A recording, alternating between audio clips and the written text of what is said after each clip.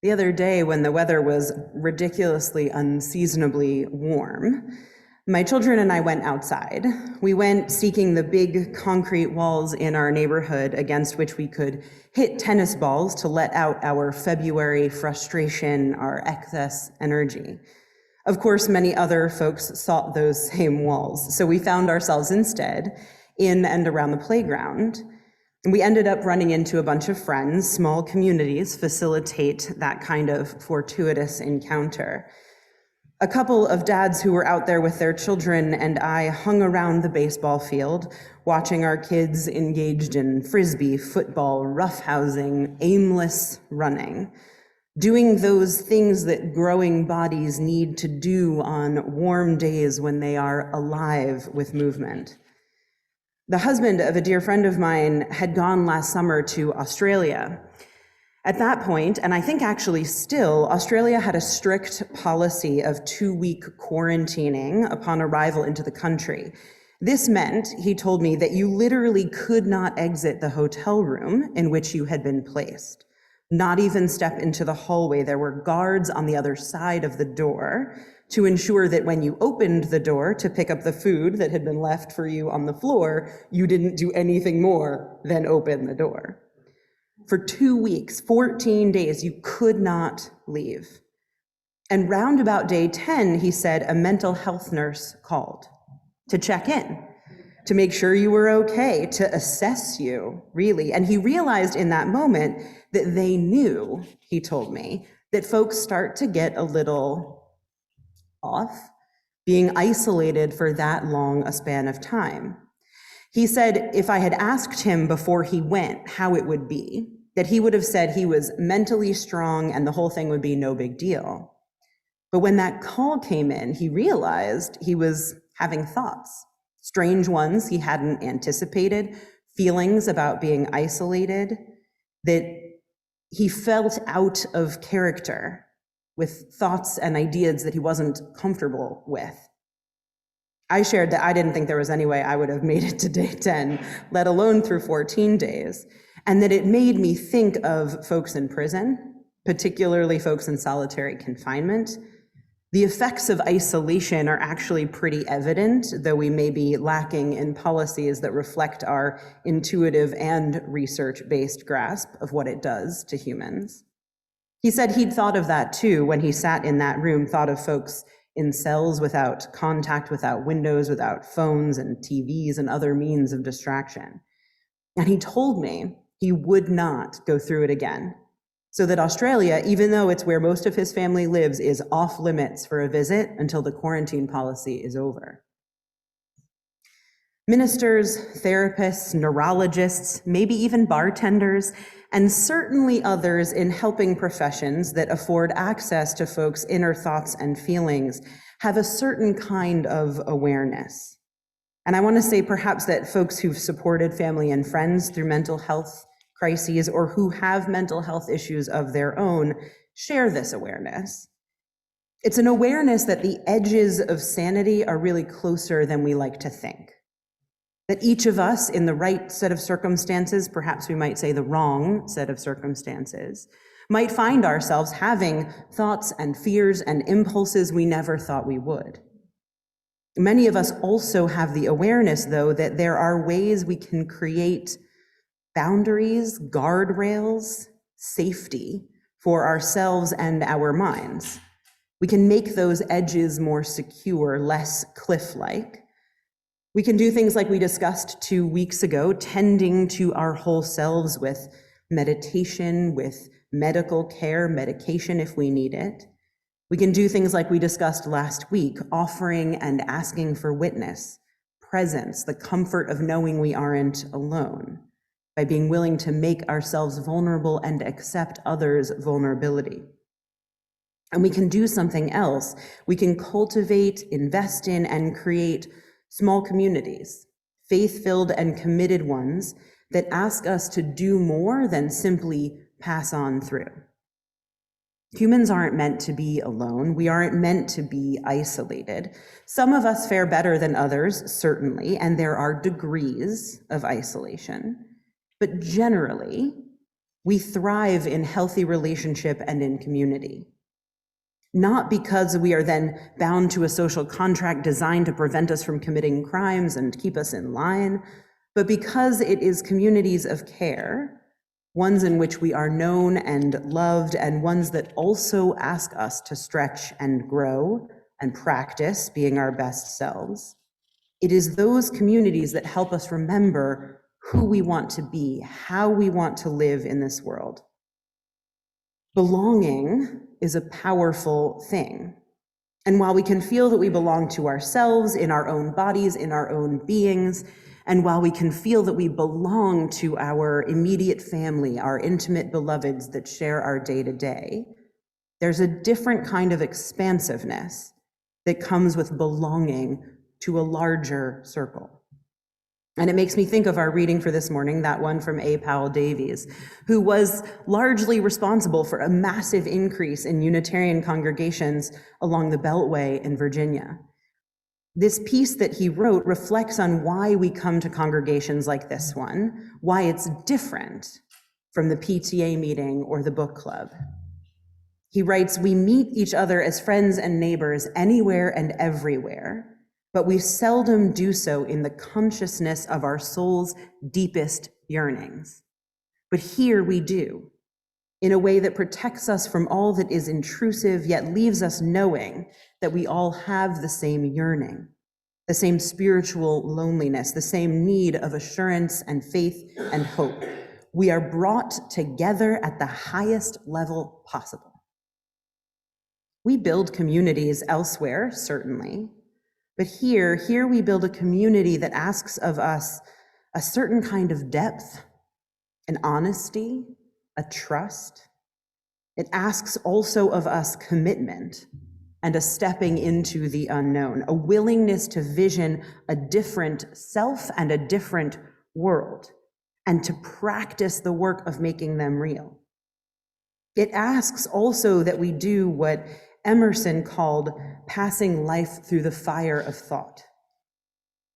In 1838, Emerson delivered to the senior class at Harvard Divinity School an address that is now called the Divinity School Address.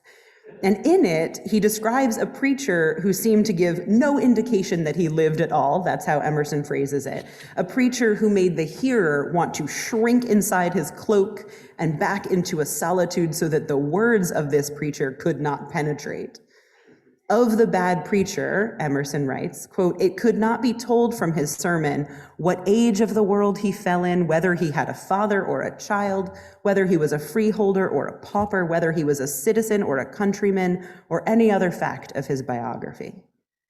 But of what Emerson calls, quote, a true preacher, he says, that preacher deals out to the people his life passed through the fire of thought.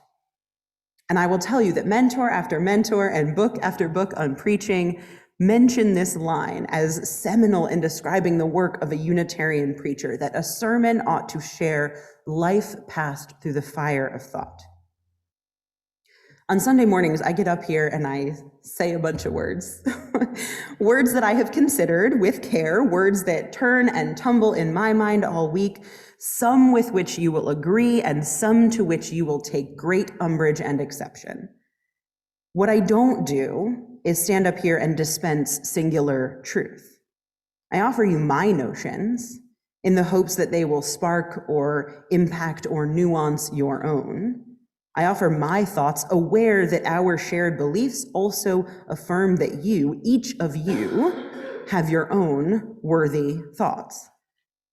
If I am asked to offer aloud my life passed through the fire of thought, I am asked to do so knowing that each of you is doing the work of passing your own life through the fire of thought.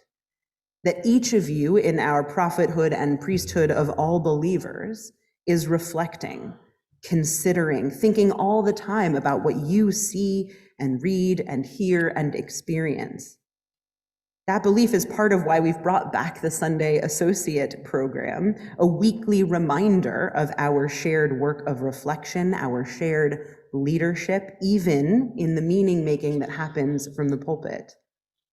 This is a community that asks each of us to engage in our own spiritual explorations, not just for 1 hour on Sunday mornings, but throughout our lives. This hour brings us together, as Davy says, at the highest level possible, but it's to practice what our deeply held beliefs ask us to do all the time. And when we heed that call, when we live with honest reflection and thoughtful depth, then our community can strengthen us and prepare us. It can change us. And by changing us, it can change the world. I know there are times when it can feel like talking about our community and its value can seem like navel-gazing or self-promotion. But that discounts the value. It discounts the ripple effect of change. Because the truth is that small communities like this are the foundation from which we make the world better. Any good therapist or systems theory person or factory worker will tell you that changing one cog in the machine will change a whole host of other things. When we let ourselves change, when with mutual accountability, we allow ourselves to be invited into the best version of ourselves, when we're asked, as we are here, to then look outside ourselves, that's when we come alive with vision and clarity and fire to change everything. But we can't do it alone. We aren't meant for isolation. We aren't meant to shoulder the work on our own. We need teammates, and that fundamentally is what religious community offers. Teammates. Teammates in the quest for justice, teammates in recalling our highest ideals, teammates in being encouraged and supported to achieve our wholeness, teammates in accountability, teammates in belonging, teammates in change that doesn't require anger and vengeance and punishment, but healthy boundaries and restoration.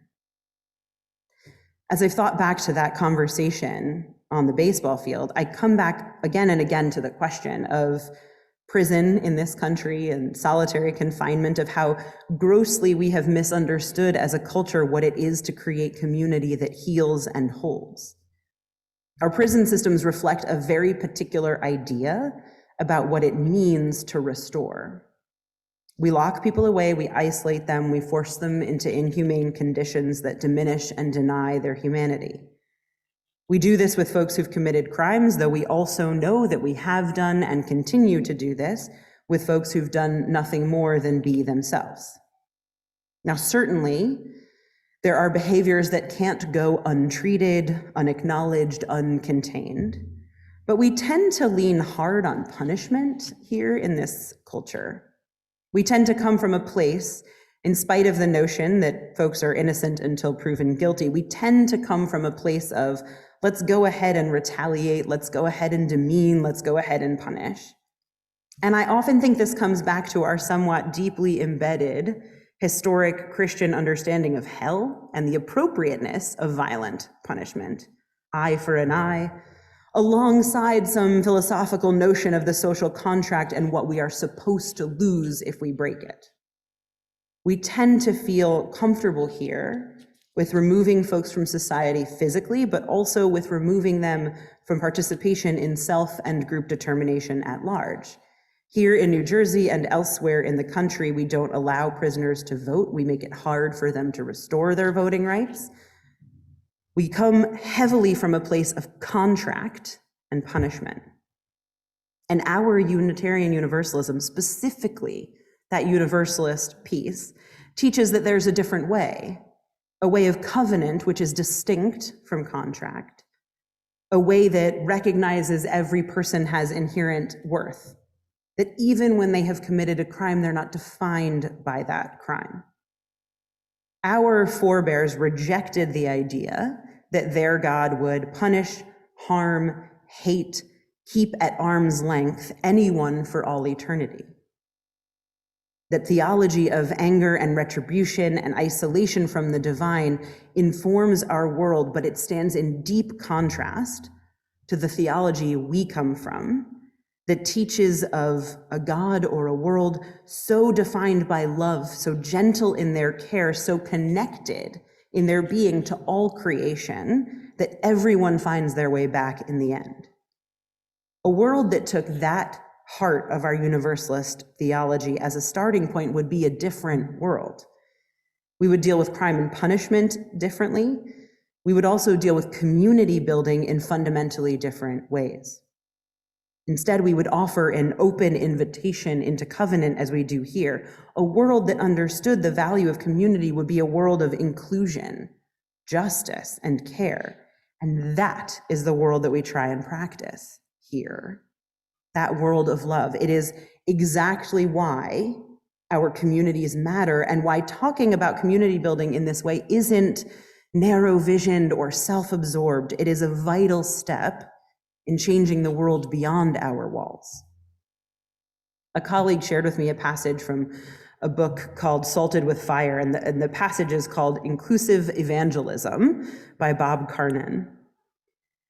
He writes, "Our church and fellowship buildings and the moments we share within and outside them point to a sometimes wild and raging visionary courage in the face of all that would demean and destroy and pervert and estrange what is in our hearts.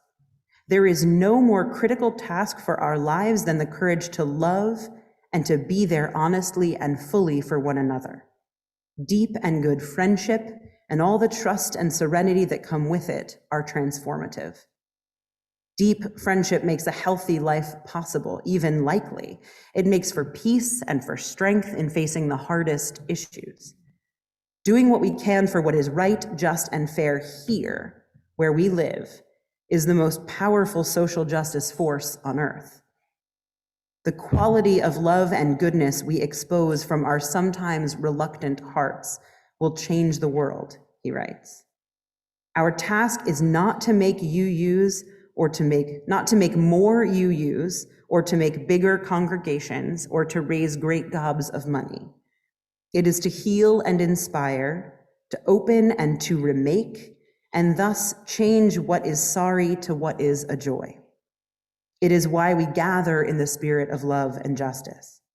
It is why I give my life in service to what can only be described as invisible and intangible, but which is also the most powerful force of all, our all too human, sometimes faltering, sometimes complete, sometimes painful and sad, sometimes serene and laughing love that speaks, if anything at all does, with the voice of God."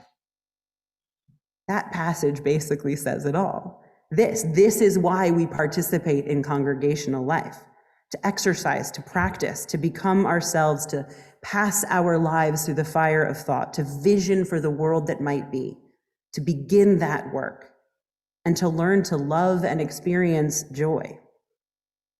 Even when it challenges us, life together here at USR brings fulfillment, change. It brings a great deal of joy. I am grateful for it and for you. May we know that the roots of community well built will help us fly, that our work in the world begins at home, and that our all too human love is sacred in both the giving and receiving. So may it be.